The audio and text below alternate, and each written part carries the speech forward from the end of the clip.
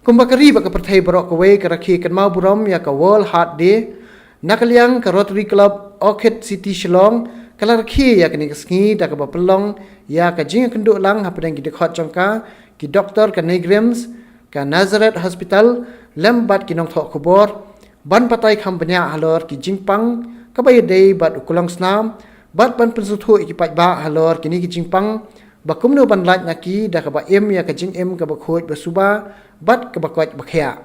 u Dr. Manish Kapoor cardiologist ka Negrams haba patai banyak halor kini ka Jingpang ulai thu ba ka Jingpang Klongsnam ka de ka Jingpang ka ba kta bhai ki Briew ki bang samla ka met ka phat ha ka ba kumba khatnyo point lai million ngot ki Briew ki yap man lau Snem na ki bakum kini ki jat Jingpang belatip kum ki cardiovascular disease CVD bat lada sumar bhai ka ha ka por ka babyang kani ka Jingpang ka yalam sha ka jingyam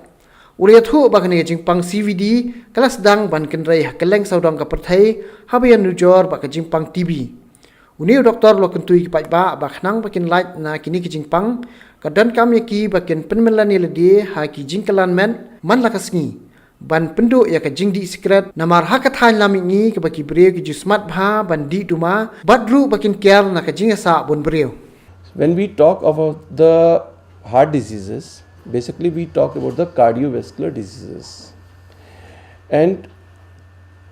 as its number throughout the world is increasing, and this is much more than what we see in the commonly known diseases like tuberculosis, infectious diseases. These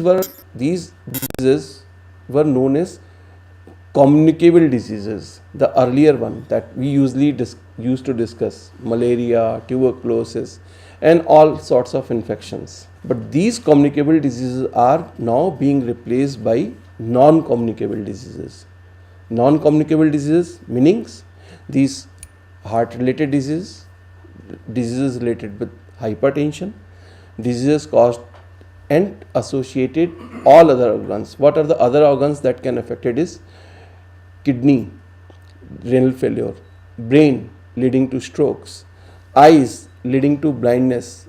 and these all are these. That's why the discussing cardiovascular disease is important, because it will be affecting almost all important organs of our body, all important parts of our body.